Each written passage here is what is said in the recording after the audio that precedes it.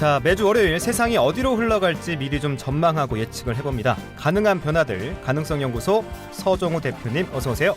네, 반갑습니다. 네, 오늘은 어떤 이야기 나눠볼까요? 전 세계가 요즘 그 연일 러시아의 우크라이나 침공 관련해서 떠들썩하잖아요. 그렇죠. 우크라이나를 지원하기 위한 다양한 방법들의 국가 차원에서 민간 차원에서 진행 중인데요. 전 세계인들이 아주 다양한 방법으로 러시아를 돕고 있습니다. 그런데 우크라이나를 돕는 국가 차원의 방법과 네.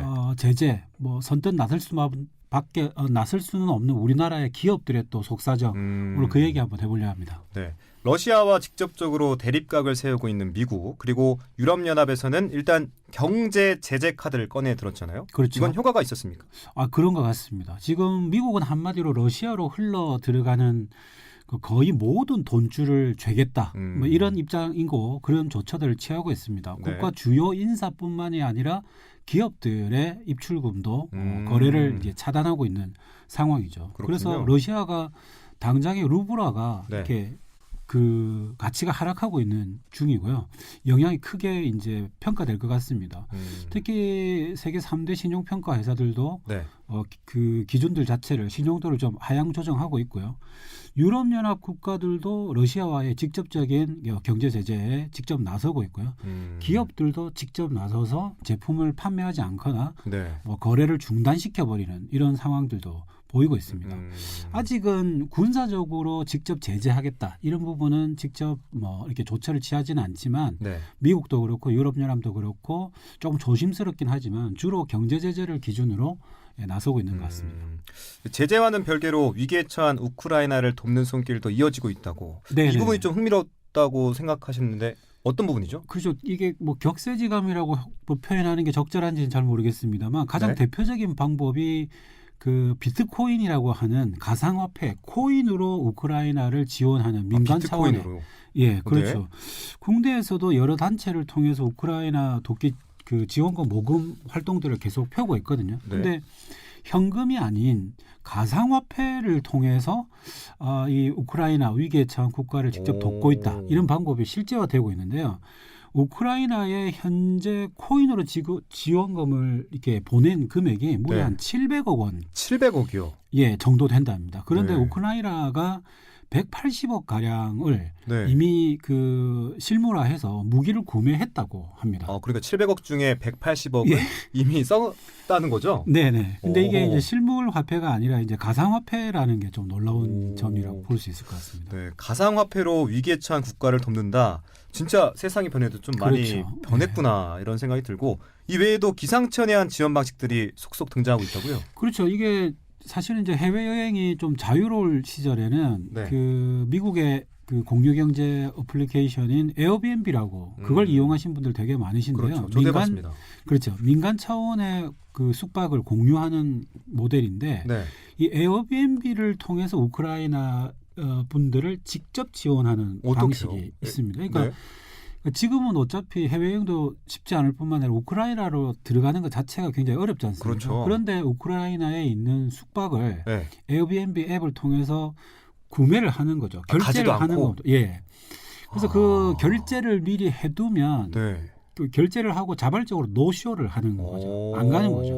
못 가는 거기도 하고요. 그렇죠. 네, 그러면서 그 에어비앤비 앱에 결제된 금액이 자동적으로 우크라이나인에게 직접 그 호스트에게 지원이 되는 거예요. 결제가 되니까요. 우리나라의 배우죠. 네. 부산 출신 배우이기도 한 임수연 배우가 네. 이 방법으로 장기간의 그 에어비앤비를 결제를 네. 했습니다. 무려 우리 돈으로 2천만 원. 2천만 원이요? 가량 돈을 결제를 했고요. 와. 당연히 이제 노쇼를 하는 거죠. 네. 그래서 갈 수 없는 상황이지만 숙소 예약하고 노쇼하는 방법으로 우크라이나인을 직접 지원하는 색다른 방법들이 시도되고 있습니다. 네. 또 한 가지 주목해야 될 것들이 있는데 IT 기업들의 탈러시아 행렬도 이어지고 있다고요. 네. 애플과 구글 등 세계적 IT 기업들이 러시아 제재에 동참하고 있다는 소식인데 이건 어떤 내용이죠? 그러니까 이 부분 때문에 우리나라 기업들이 굉장히 좀 곤혹스러운 상황에 처하고 있는데요. 그러니까 애플 같은 경우는 네. 러시아 내에서 시장 점유율이 한 15% 되는 반면에 삼성전자는 30% 정도. 2배 정도 되네요. 스마트 그 폰 시장에서 굉장히 높습니다. 네.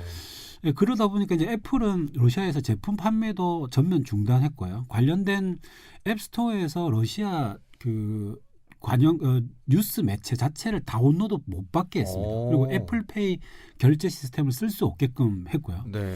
뭐 메타와 구글 역시나 국영 미디어 광고 게재나 수익화 가능 기능들을 차단해 버렸습니다. 볼보, GM, 포드 같은 자동차 메이커들은 수출과 영업을 중단해 버렸고요. 네. 월트 디즈니 같은 컨텐츠 회사도 러시아 내 신작 영화를 개봉하지 않겠다. 이렇게 밝혔습니다. 그리고 뭐 들리는 소문에는 나이키가 러시아인들에게 가장 충격을 줬다고 하는데요. 러시아 내에서 제품 판매를 중단해서 러시아인들이 나이키 구매에 안달이 됐다. 뭐 이런 뭐 이야기도 전해도 옵니다. 네. 특히 이제 젤렌스키 우크라이나 대통령이 네. 글로벌 기업들에게 러시아에 대한 압박 차원에서 전방위적으로 도움을 요청한 바 있습니다. 여기에 네. 기업들이 호응을 하고 있는 겁니다. 그 네로라는 글로벌 기업들이 모두 나섰다고 볼 수 있을 것 같은데 우리 기업들도 이걸 그냥 신경 안 쓸 수는 없을 것 같은데요. 그렇죠. 지금 이제 러시아에서 활약하고 있는 우리나라 기업들이 한 10여 개 넘는데요. 네.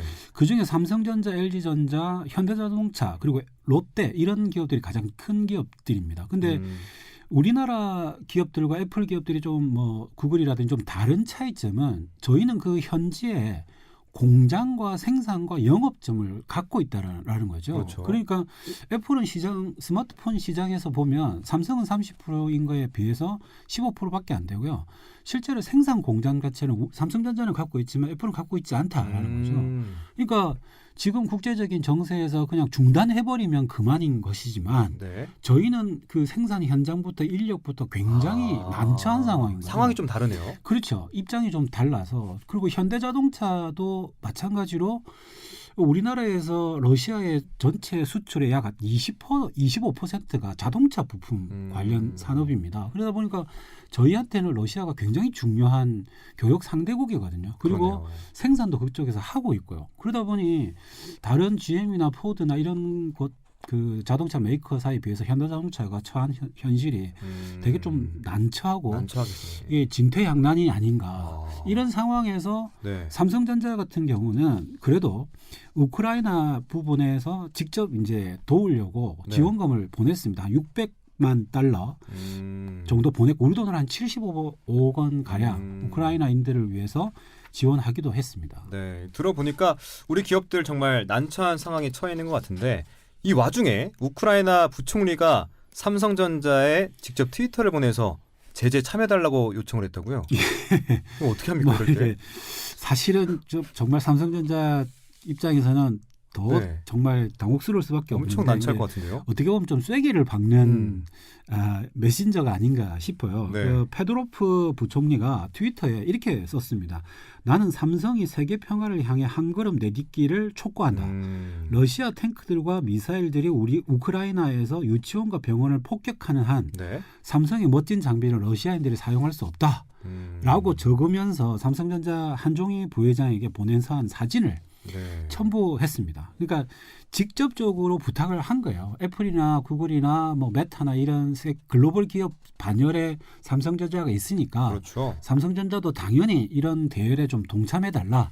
직접적으로 한 번 더 강조한 거라고 볼 수 있겠습니다. 네, 그 우리나라뿐만 아니라 우리 기업들도 이제 국제 무대에서 주요한 역할을 하다 보니까 이런 국제 정세에 민감할 수밖에 없을 것 같은데 이전에는 사실 겪지 못했던 새로운 고민들을 짊어지게 된 거잖아요. 그렇습니다. 그렇다고 해서 또 피하기만 한다고 답이 있는 건 아닌데. 그렇죠. 이게 어떻게 해야 될까요? 우리나라의 그 대외적인 위상이 네. 사실은 높아졌기 때문에 고민이 되는 지점 같습니다. 그렇죠. 그러니까 예전처럼 저희가 아직 경제력이라든지 국제사회에서의 역할, 위상 이런 것들이 미미할 때는 우리에게 이렇게 직접적으로 요구가 없었지만 네. 우리 사회가 그만큼 국제 경제 규모에서 역할을 그만큼 하고 외교적인 역량이 높아졌기 때문에 요구가 뚜렷하게 들어오는 거죠. 특히 이제 미얀마 군사 쿠데타가 1년이 지났어요. 그런데 한국, 중국, 태국, 인도, 싱가포르, 일본 등이 미얀마 10대 교육국입니다. 근데 여기에 미얀마 쿠데타가 발생됐을 때 쿠데타 세력이 국가의 주요 기업들의 그 다 소유하고 있어서 수익이 그 사람들에게 집중되기 때문에 우리나라 포스코 같은 기업에 네. 지원을 하지 말고 교육을 중단하거나 음. 이제 그 사업을 하지 말아 달라 국제사회 요청이 있었습니다. 근데 마찬가지로 안 할 수도 할 수도 없는 애매한 상황에 놓이게 된 거죠. 그렇네요. 정말 판단이 어려운 것 같습니다. 네, 대한민국 이제 선진국 반열에 올랐고 우리 기업들도 세계 인류를 지향하고 있는 만큼 그에 걸맞는 역할과 책임을 감당해야겠죠. 패권국들과의 파워게임에 휩쓸리기보다는 갈등을 중재하고 균형을 만들어내는 피스메이커로서의 대한민국을 기대해 보겠습니다. 자, 오늘은 여기까지 듣도록 하죠. 지금까지 가능성연구소 서정우 대표였습니다. 다음 주 또 새로운 가능성과 함께 만나 뵙죠. 대표님 오늘 말씀 고맙습니다. 네, 감사합니다.